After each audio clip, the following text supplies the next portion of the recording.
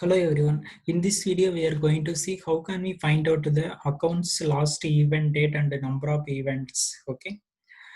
Basically, account is associated with the activities. By using the dataset, we can get the information by using the compare table and the SQL expression. Let's see how can we achieve this in action. Okay. Let me go to the dataset. I'm going to utilize the activity dataset, which is having the account and the event information. Let me open this activities dataset. Okay, first we need to apply the grouping. Let's group it by account name. So now if we can see the account and the each account how many activities was there. It is having 2 activities, it is having 3 activities like that it is there. But we need to see the what is the date of the last activity. So here we are specifically going to see what is the date of the last event date. Event is one of the activity. Okay. So let's change this view to the compare table. Let's clone this column. Here we are going to see the activity for last event date. So it is only the event activity type. So I'm going to add the filter.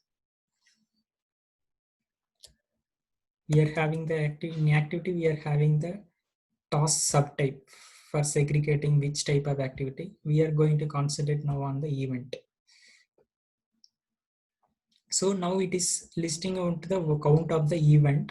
We don't want to see the event count. We need to see what was the last date where event occurred in the particular account. So for that, let me edit this column. Let me change this to last event date. Okay. And here we are going to, so for finding out the last event date, we are going to utilize the start date of the event. So let's check for the start date in the event. Okay, I think start date is not there. Let's utilize the created date of the activity.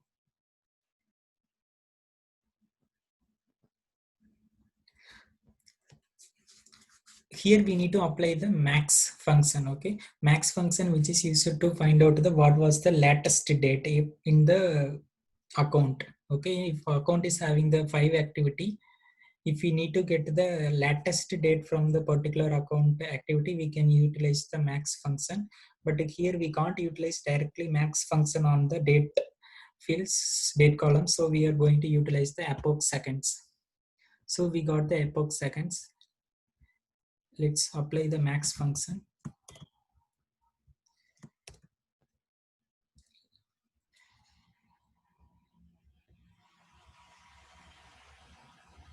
So now if we can see, it is displaying the date in the form of epoch seconds. We need to convert this into the date, and for displaying it in the table, finally we need to convert that into the string.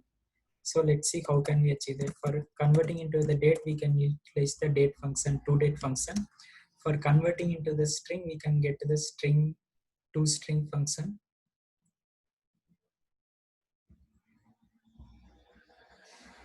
Let's copy this entire date thing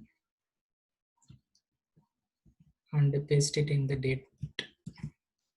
Let's change the format to only year, month, day. Let's apply it.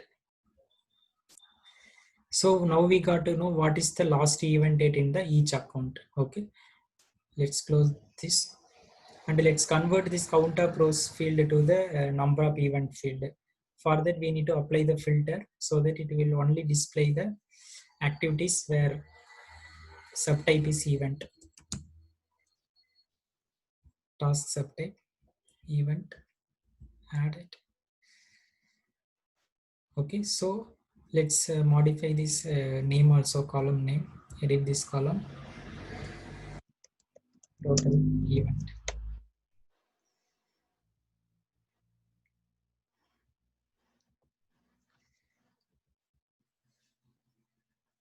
So in this way we can get the what is the total event and what was the last event date for the each account. Okay, I think here it is having only one or zero event, that's why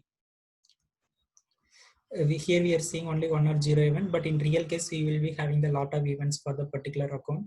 So we can easily see how much event got occurred and what was the last event date easily. Okay, I hope this helps. This is same way we can find it out for the calls, emails and tasks. We just need to modify the filters. Here event filter was there, here also event filter was there. Instead of that we need to put task or call filter accordingly. Okay, thanks for watching the video. I hope this helps.